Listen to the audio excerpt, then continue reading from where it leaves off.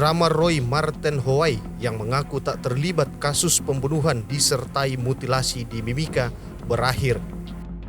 Pengakuan Roy kini dianggap polisi sebagai sebuah kebohongan dan bakal menambah jeratan hukum padanya. Tim gabungan Satgas Damai Kartens dan Polres Mimika menangkap DPO tersebut di Jalan Cemara, Distrik Wania, Kabupaten Mimika pada Sabtu 8 Oktober 2022. Kami berhasil mengamankan TSKR, kemudian kami bawa ke Polres Mimika untuk dilakukan pemeriksaan.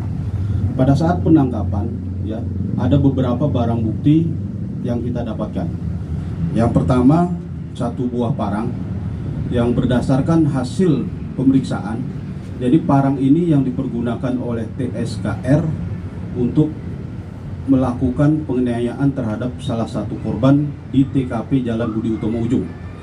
Kemudian parang ini juga yang dipergunakan oleh saudara R untuk melakukan pemotongan tubuh di Jalan Lokbon.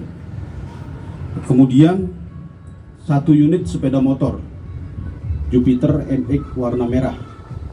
Sepeda motor ini digunakan oleh tersangka R untuk pergerakan dari titik awal menuju TKP di Jalan Budi Utomo.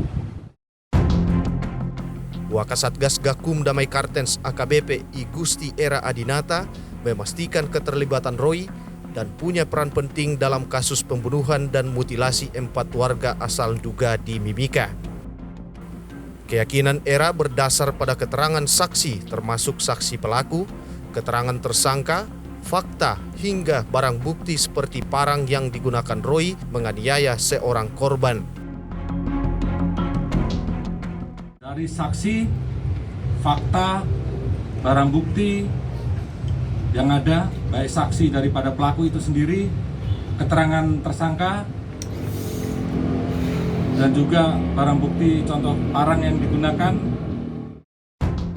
AKBP Era mengatakan Roy diyakini terlibat mulai dari perencanaan hingga tindakan pembunuhan sampai pada akhirnya menerima hasil daripada kejahatan tersebut.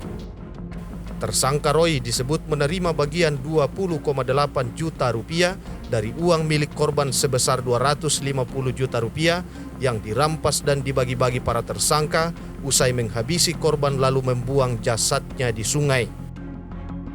Tadi sudah dijelaskan sama Kapolres bahwa tersangka terlibat mulai dari perencanaan sampai tindakan pembunuhan sampai pada akhir perencanaan tersebut menerima hasil daripada kejahatan tersebut.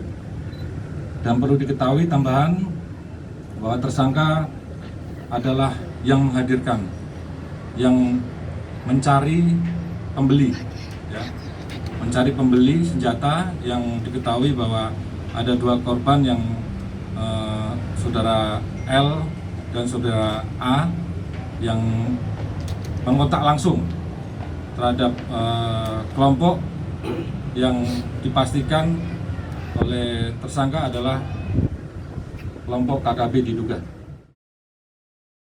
Berdasarkan hasil interogasi, tersangka sempat membuat video yang membantah terlibat kasus itu lantaran takut keluarganya ikut terancam.